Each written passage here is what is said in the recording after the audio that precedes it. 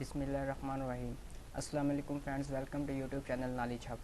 आज के इस वीडियो में हम बात करने वाले हैं semester fall 2020 financial accounting NVT 101 assignment 1।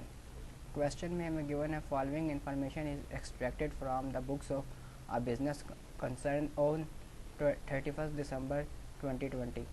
Particular में हमें गिवन है opening stock of material 13,000, plant and machinery 1,00,000, cash in hand 12,800, financial expenses 8,000, creditor 54,000, debtors 20,000, cost of goods sold 35,000।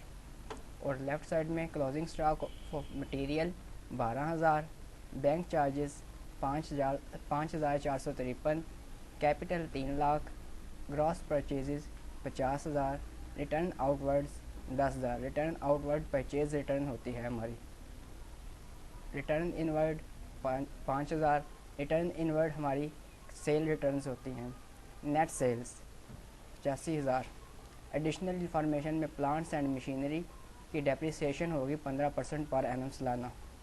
Provision for doubtful debts is to be maintained for 5,000। Net loss for the period is 80,000। अब चलते हैं question के solution की जानिब।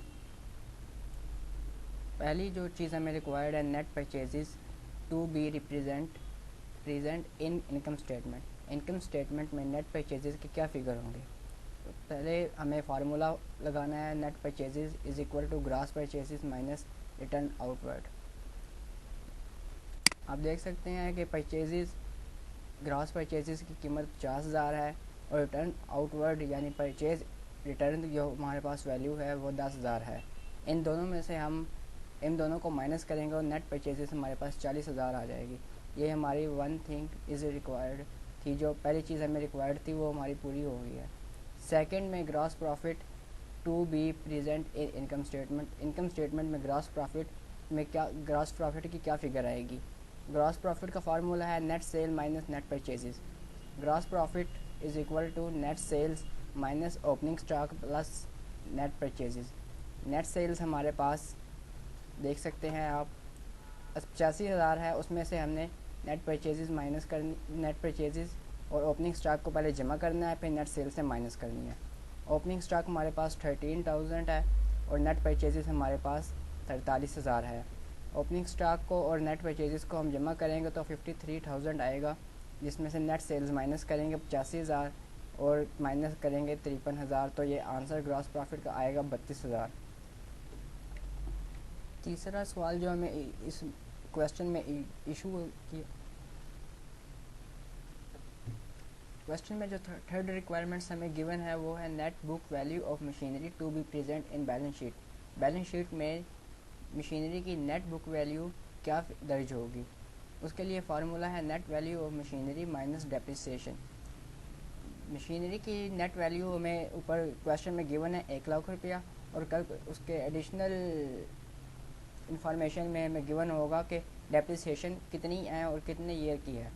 15% है per annum है, सालाना 15% लेनी है, जिसका जब हम इसे सॉल्व करेंगे 15/100 को ज़रब देंगे 1,00,000 के साथ तो वो 15,000 आएगी डेप्रिसिएशन।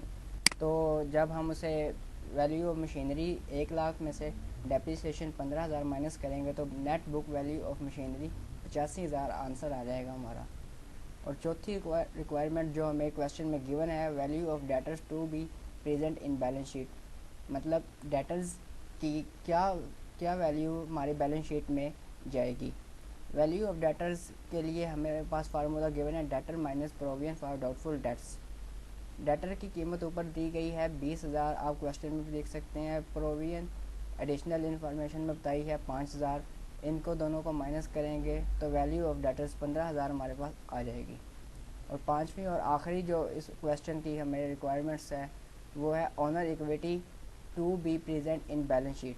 बैलेंस शीट में सरमाया ऑनर इक्विटी किस चीज़।